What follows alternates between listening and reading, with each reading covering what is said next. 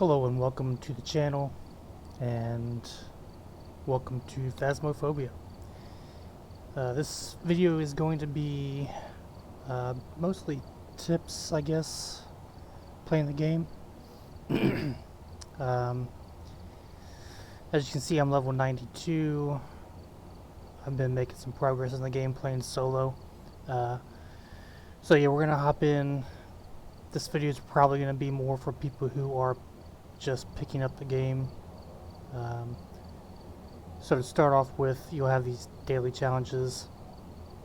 This one right here, survive with only starter items. I think it's bugged. I've tried this multiple times and it just doesn't say that I've completed it, even though I know I have.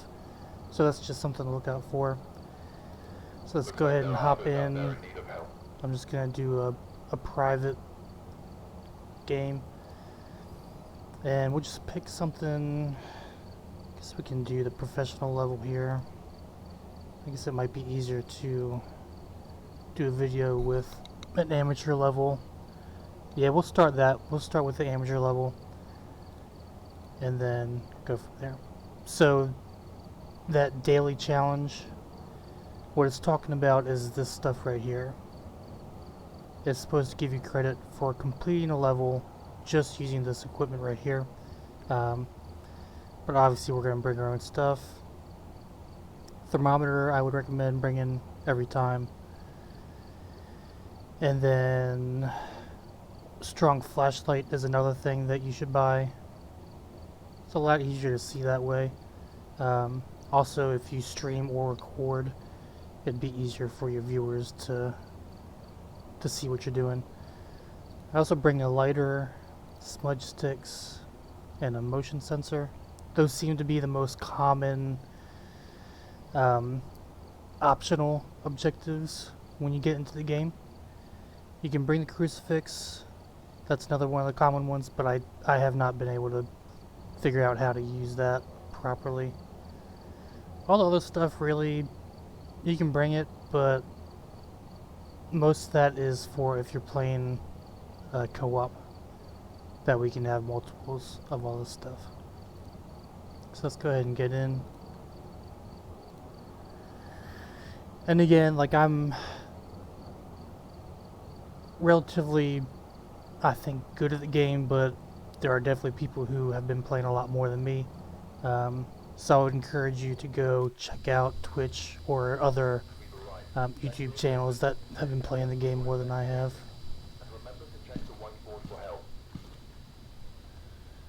Alright, so we're going to pick up our key here. Here's our optional objectives. So we do have find evidence of the paranormal with an EMF, which we have. Number 3, we need to witness a ghost event. And then number 4, we need to capture a photo of dirty water. Lately, dirty water has been kind of MIA. I haven't really been seeing a lot of it, but maybe we can catch it here. On your on the computer here, you hit the keyboard to switch between the night vision and normal mode, and then once you set down a camera, another video camera, you can switch cameras using that mouse. All you do is left click it. Make sure you pick up the key that's sitting there. And what I do, not so much anymore, but when I first started playing,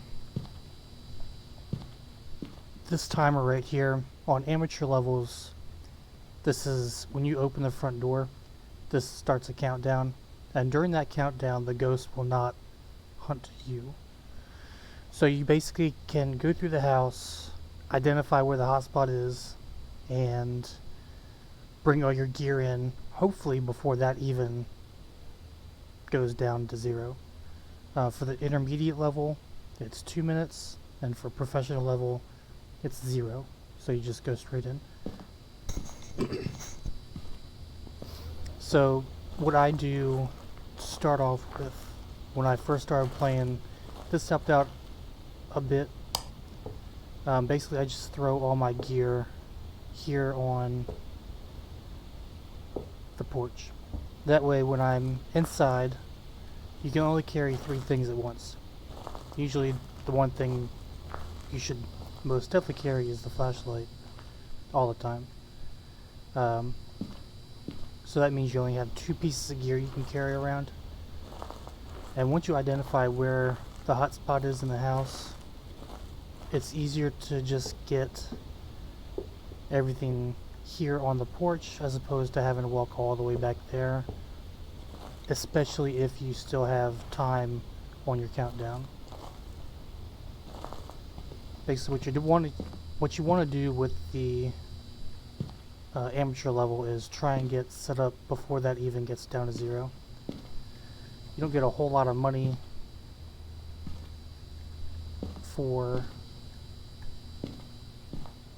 doing the amateur level, I mean, unless you get everything, and we can talk about that later.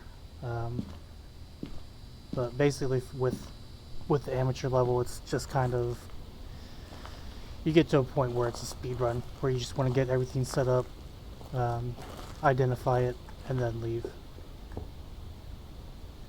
Because professional level and even intermediate level is where the money's at.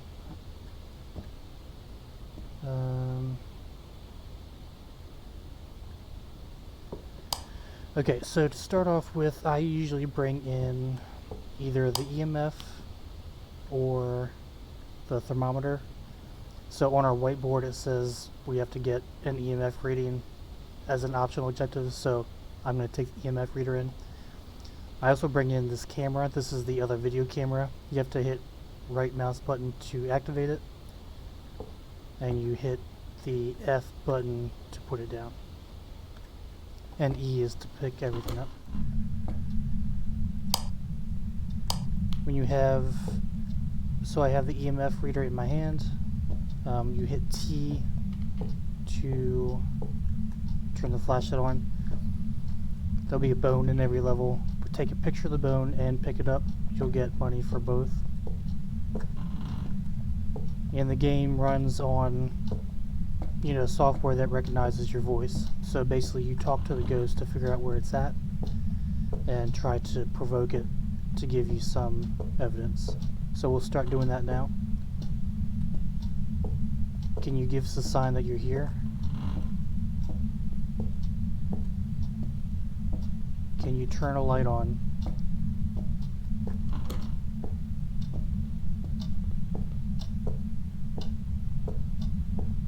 So I'll go through and open every door,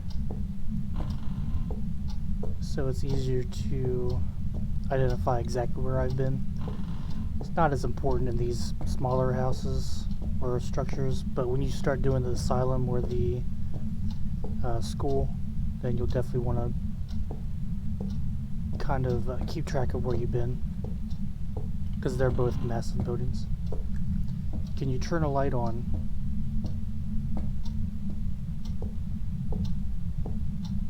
Can you make a noise?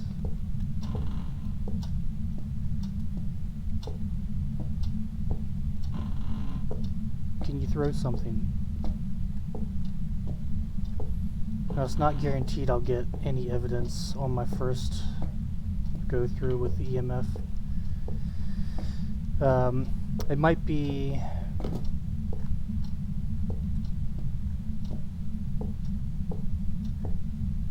Are you in this room?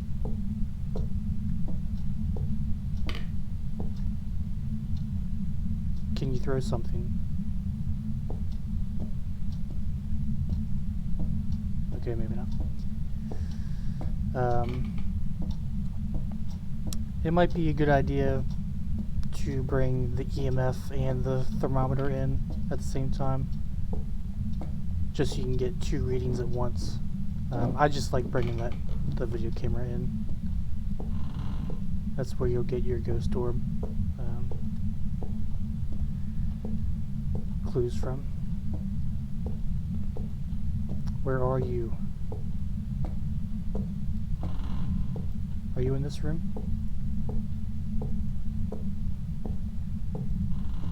Most of the ghosts I've had have been back here in this farmhouse, but not all the time. That's one of the good things about the game, is that it will it randomizes where the ghost is, what type of ghost it is.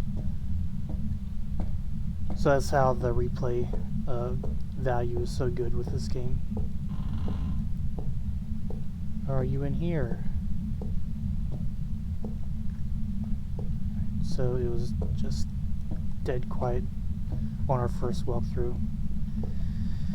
So let's go down, we'll get the thermometer, throw that in our hand. Let's just put this stuff down here. I will turn this on just in case the ghost is walking around. Okay, so that was that this phone? There's another phone back here. Are you ringing the phone back here? Oh yeah, so we got level 5. Just leave that there. We can move the camera to that table over there. So some ghosts are more active than others. Some will definitely show you that they're there. This one was a little bit quieter. Also, when you pick up the camera, the light is still green. Still, double click to make it green, from red to green.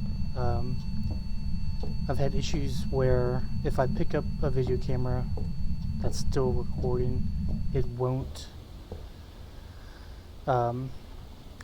record after I put it down the second time, even though the light is still green. So just be aware of that. I would just turn it off and turn it back on, just to be sure.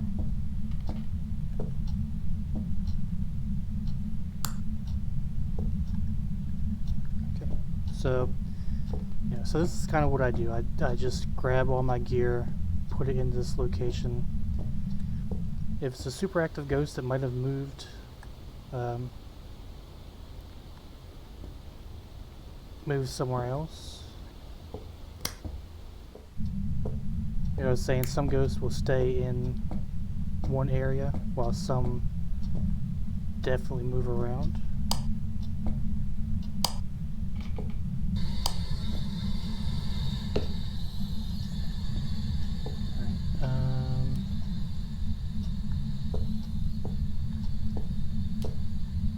So this is how dark it can get in here. This is just the UV light trying to get some fingerprints. But obviously, I don't see any right now.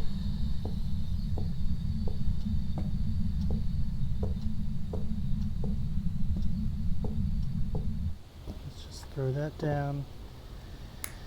Let's grab our thermometer and camera. And we're going to check to see what our timer's at. It should be at 0. And we'll also look at our camera to see if we see any orbs. Yeah, so we're out of time there. And this is where you will hopefully see ghost orbs. Yep, so there was one right there. So to get to where you input your information, hit the double arrow. So we have EMF level 5, and we have ghost orbs. Here's another tip for you. So this will narrow down what you have. So right now we only have phantom, djinn, or shade. And what I like to do is just find them in our journal. So we have a phantom, which will be freezing temperatures as our third option. We have a djinn, which will be a spirit box, and a shade will be ghostwriting. So those are the only 3 pieces of information that we can look for now. So ghostwriting, spirit box, or freezing temps. And unfortunately 2 of those things require me to be inside.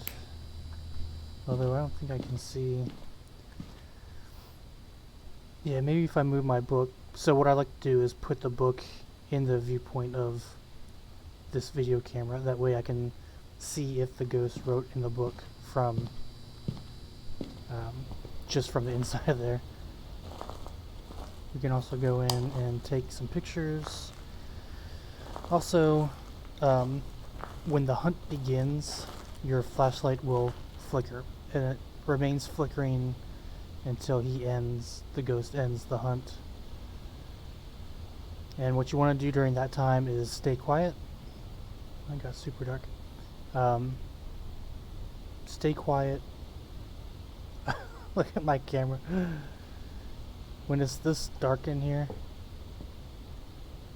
that's crazy. Okay, now we're back. So as I was saying, you want to stay quiet and hide.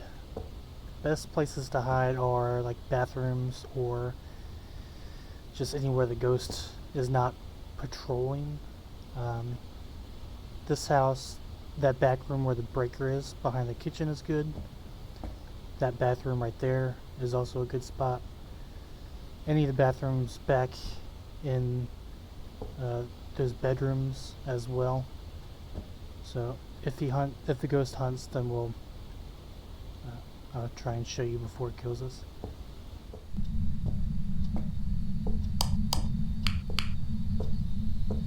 How old are you?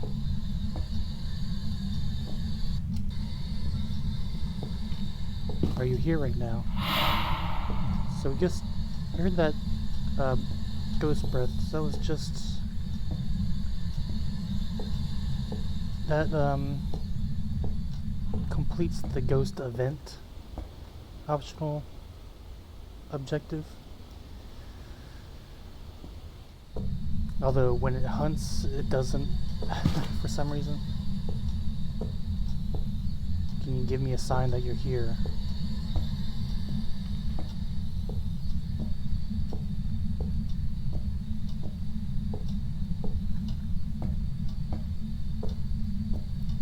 Also, playing solo is a little bit more tense than playing co-op. And if you're a scaredy cat like me, one thing you can do is step inside the threshold of the door and ask questions from here. When the ghost hunts, it will shut the door and lock it. If you're standing here, you can see this closing right away, and you can back up before it locks you in. Most times the door will actually push you out. Sometimes you can get clipped inside the building, so just kind of be aware of that. But you can also, you can just sit here and ask questions. I like to do this when the only thing left I have to do is take a picture of the ghost, provoke it a little bit, and try and get it inside the house where I am, so I can get a picture of it. Doesn't work all the time. So we need to get this last piece of evidence. How old are you? Where are you?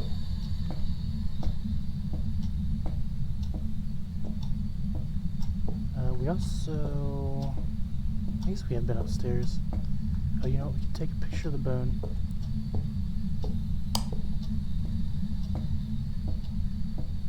You only have 5. Oh shit! So it just locked. It just shut the door, but didn't start the hunt.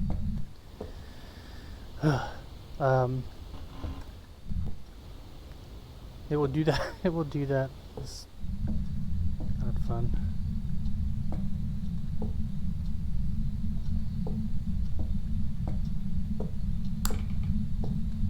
Alright, so here's a picture. And pick it up with E.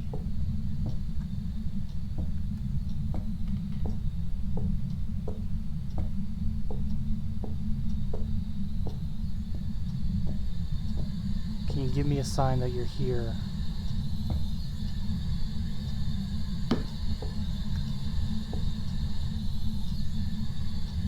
Place the book down with F.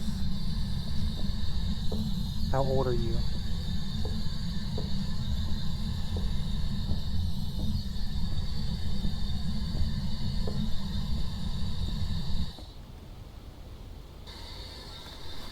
So let's check our journal. So for the pictures, it'll say something above the picture if it if the picture means something. So I got bone there. If you take a picture of the ghost, it'll say ghost. If we find a Ouija board, we can try and take a picture of that. Sometimes it works, sometimes it doesn't.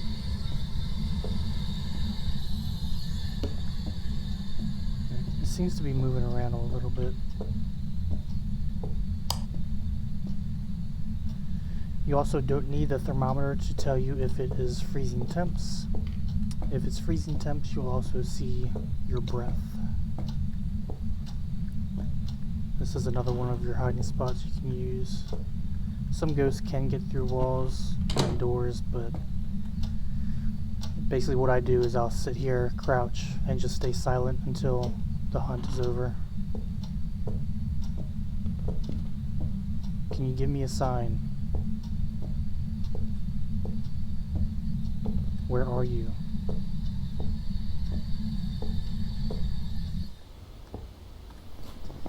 Alright, so it's staying pretty quiet,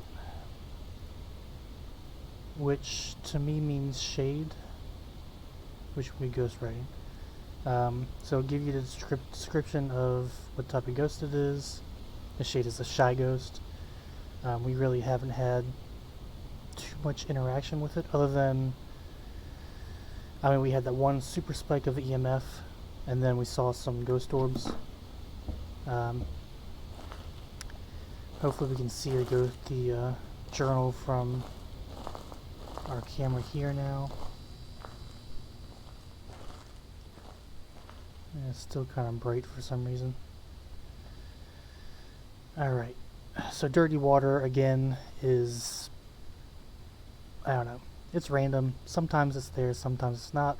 You just kind of have to wait till the ghost does it. And you'll hear it, you'll hear the water running, and all you do is you find the bathroom, take a picture of it, and that's all that is. And as a last resort, I will start provoking with the name, Mary Jones. That's supposed to make the ghost get more angry, supposedly, when you use the name. So just kind of be aware of that. I never read the name until I get to this point.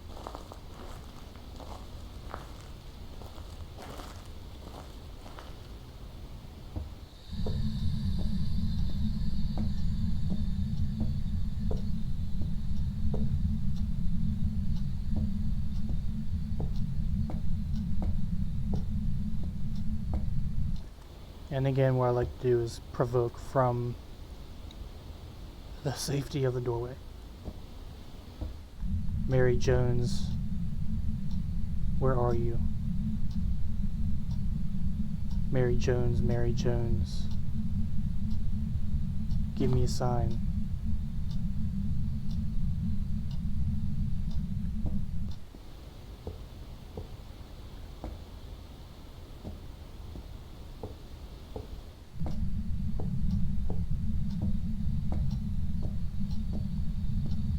We could just wander the house.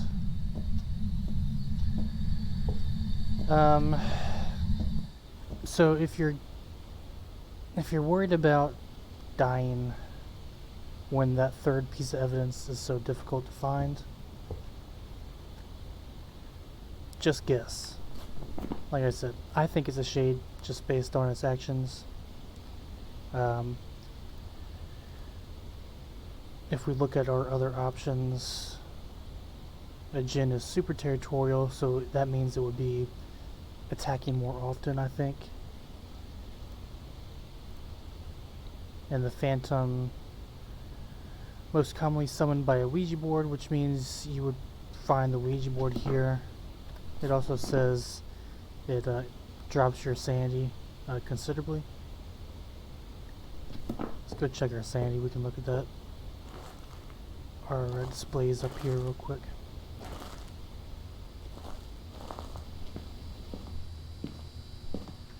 So our sanity is still high, which I think rules out that.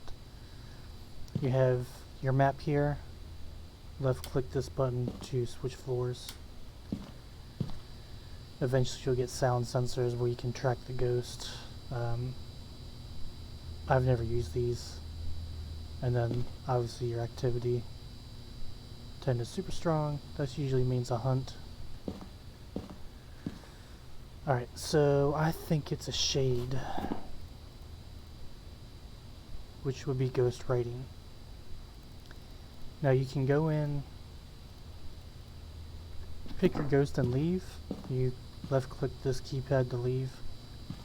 Make sure you have your choice highlighted in your journal. That way you get credit for it. But I kind of want to provoke it some more. And maybe try and get it to write in our book. And also get that water going. Mary Jones, Mary Jones, Mary Jones. Mary Jones, Mary Jones. Show yourself.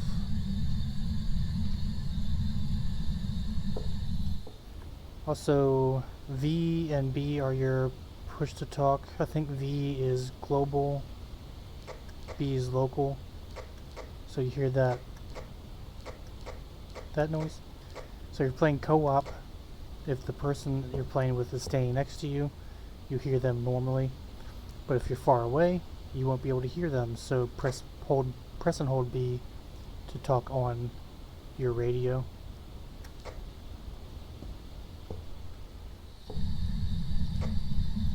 Mary Jones, are you here? Show yourself. Give me a sign.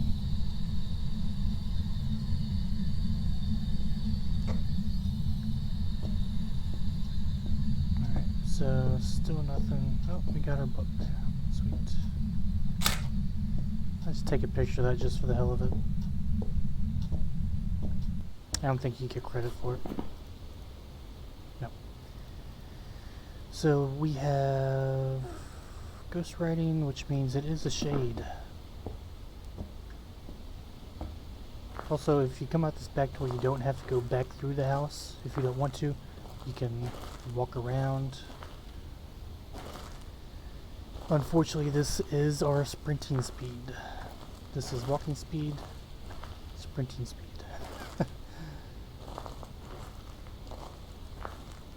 So if you get caught while you're walking around in the house between, like if you're up on the landing up there, walking down the stairs, it might be tough for you to find a hiding spot.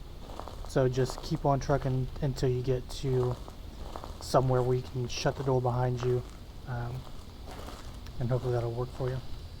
It doesn't work every time. Alright, so we didn't hear any dirty water, so we're just going to go ahead and roll out.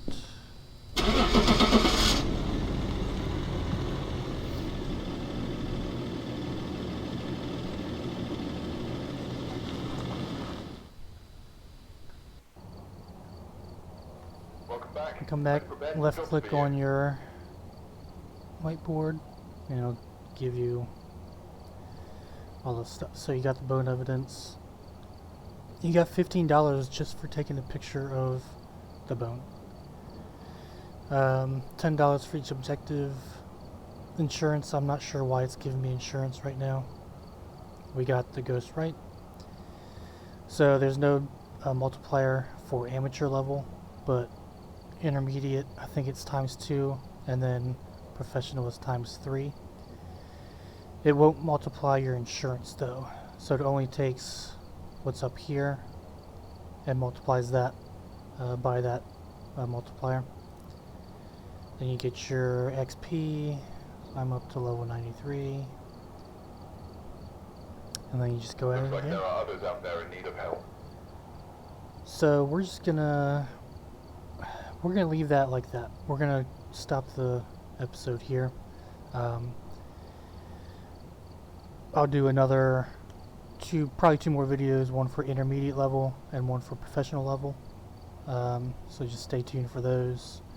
And then I'm also going to create a randomized noise maker. So I'm going to put a bunch of like screams and scary noises and randomize it and play this game with that eventually, I think. So until then, thanks for watching, and we'll see you next time.